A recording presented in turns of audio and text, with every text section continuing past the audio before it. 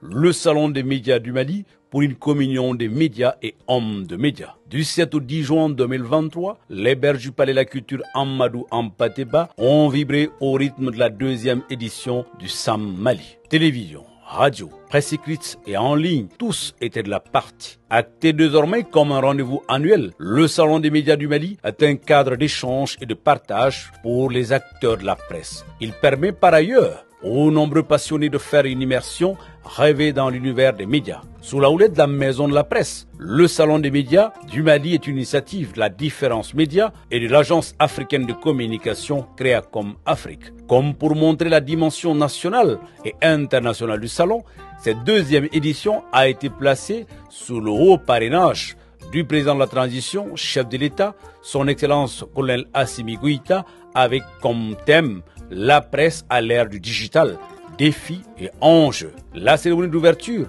quant à elle, fut présidée par le Premier ministre, chef de gouvernement, le Dr Choguel Kokala Maïga, avec la présence de nombreux membres du gouvernement et du président de la Maison de la Presse. C'est ainsi donc que la deuxième édition ouvra ses portes au grand public. 4 jours durant, le salon a été marqué par une série de panels sur des thématiques d'intérêt commun liées au secteur. Des médias et élections en passant par la diplomatie et l'ère du digital, entre autres, sont passés au crible.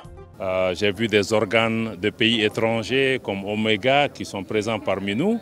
C'est dire que vraiment cette plateforme est une plateforme importante qui doit être maintenue, et soutenue et continue également.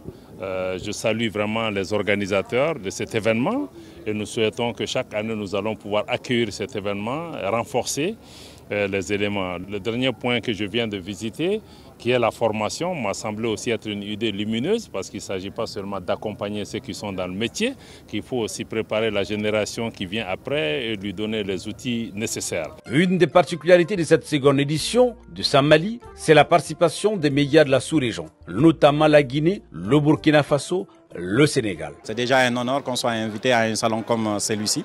Je pense aussi que c'est un honneur que tout journaliste se retrouve dans un réseau comme celui-ci pour essayer de d'abord découvrir, ensuite donner et après apprendre. Et je pense que c'est ce que nous faisons depuis 2 ou 3 jours. Nous sommes venus de la Guinée avec beaucoup d'espoir et nous sommes venus avec des informations de la Guinée. Mais nous avons trouvé des informations du Mali. De l'autre côté, ça nous permet de rencontrer les autorités, donc de trouver l'information officielle à la source. Déjà, je félicite un peu les organisateurs. Voilà, le fait même d'avoir eu l'idée, c'est déjà quelque chose qui n'est pas mal, qui permet de réunir vraiment les médias. Il faut dire que Mali et Burkina actuellement, nous sommes dans le même bateau. Voilà, avec cette histoire de terrorisme qui sévit actuellement.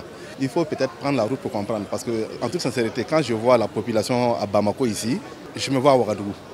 Les gens sont toujours dans les activités, dans le mouvement, tout bouge comme il se doit. Voilà, tu ne sens pas qu'il y a ce tableau-là qu'on nous colle sur le dos. Une autre innovation majeure de ce SAM Mali 2 est l'école du salon. Une initiative qui vise à promouvoir la formation continue des journalistes et acteurs des médias.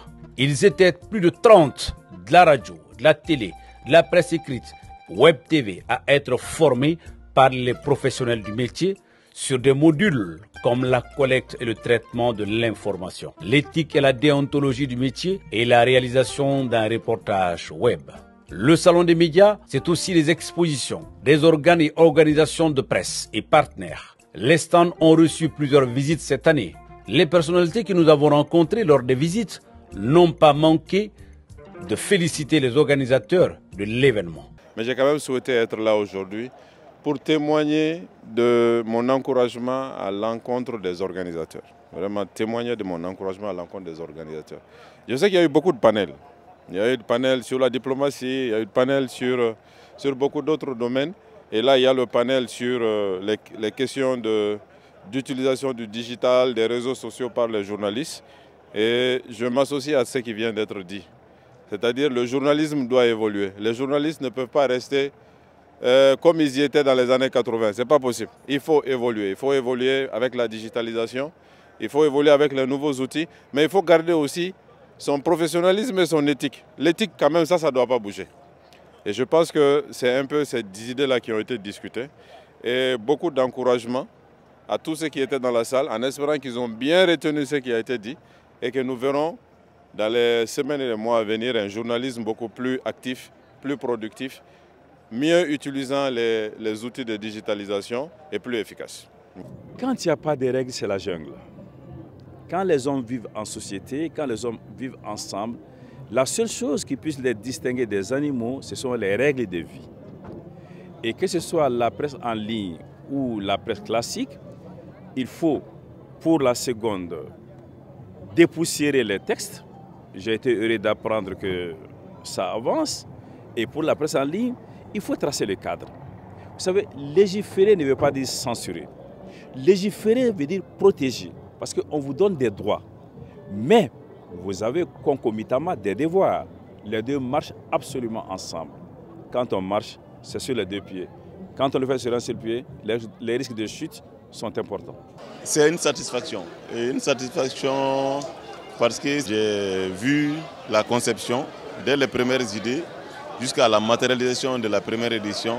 Et aujourd'hui, nous sommes à la deuxième édition. Donc cela montre qu'on peut faire confiance à cette nouvelle jeunesse. Vraiment, ça, c'est une initiative noble qu'il faut pérenniser. Le clap de fin de cette seconde édition du Salon des médias a été donné à la faveur d'une soirée intitulée La Nuit des médias. Sous le parrainage du président de la Maison de la Presse, Bandjougou Dante, elle a marqué la présence de plusieurs organisations du métier. Elle a enregistré la présence de plusieurs organisations, notamment la HAC, le ministère de la Communication, représenté par son secrétaire général. Une cérémonie essentiellement marquée par des remerciements à travers lesquels la commission d'organisation a remis des attestations de participation et de reconnaissance aux participants. Il faut aussi ajouter ceci au trophée d'honneur et mérite. Ainsi, les rideaux tombèrent sur cette deuxième édition du Sam Mali qui aura été une aventure riche en activités et en affluence. Tout en remerciant les uns et les autres pour leur participation massive, la commission d'organisation vous dit à l'année prochaine et souhaite bonne chance à toutes et à tous pour une belle participation à la troisième édition du Salon des médias qui sera le plus attendu de toute la zone d'Afrique de l'Ouest.